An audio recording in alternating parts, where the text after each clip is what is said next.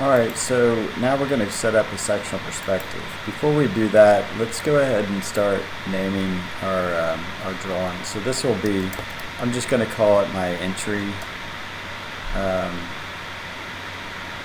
stair. It's actually entry and stair, but maybe that's what I want to do.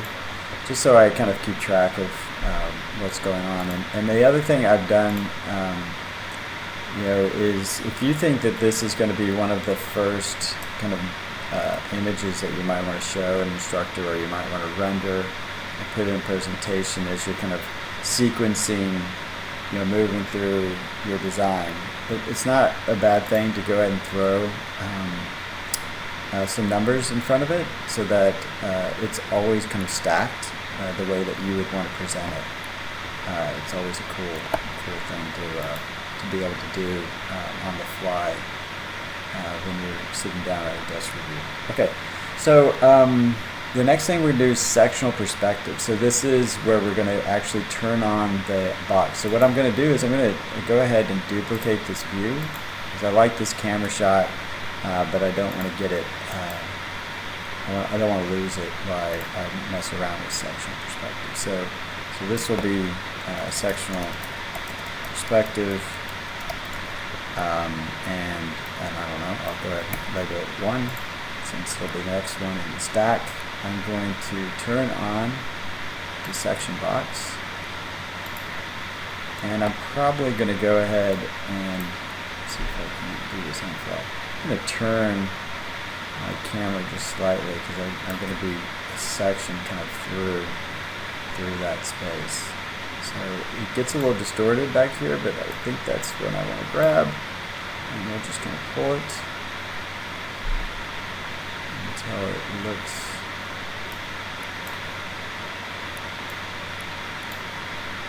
actually it's looking already pretty good on that sense. So I'm going to need to walk back my camera.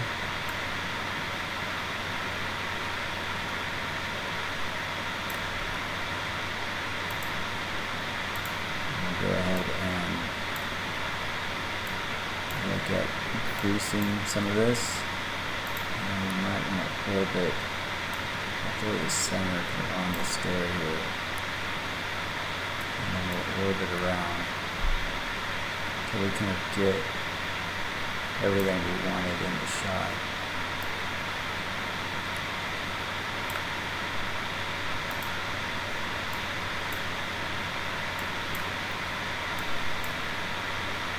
It's looking pretty good. I think the last thing, we might want to play around a little bit with kind of exactly where it's being cut, but it's cutting through a window on either side or a door, which is always a good idea. So you can start to talk about the inside to outside relationship.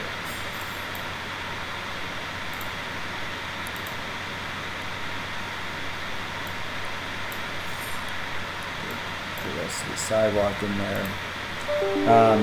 The other thing you might want to do is I would really recommend that you don't float your perspective in a place where you couldn't kind of be.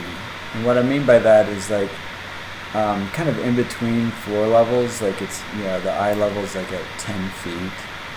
So it's not really on the eye level of here. Hey, I have a railing that's not attached there. That's weird. But it's you want to get it kind of. If I'm going to be standing here looking at this, I want to either be on the level of the main floor, or I want to be 12.6. So this would be around 17 feet. And then I'm at the level of somebody standing up here. And that just allows for the sectional perspective to be a little bit more occupiable by the viewer, and let them see kind of, even though this is an impossible view that would never be able to see exactly this, it still gives them a sense of being present in that space.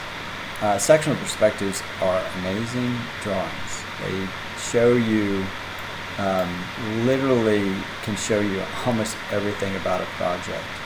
You know, a couple of these are worth like 10 drawings, because they're basically a section, they're a view, they show materiality, they show light, they show the exterior to the interior. They're very spatial. I mean, it's one thing after another. In fact, sometimes I've had projects where a plan perspective becomes kind of a good drawing to further the discussion. So that might be something worth putting in your kit of tools. So anyway, we're here, we got it. I'm probably going to go with asking you guys to do consistent color on these for your renders in general. That may have already been on the list, but if it isn't, put it on there. So we can start to see materiality. I want you to start to apply materials to your stairs as you're kind of thinking through. And so here we are. That's section perspective.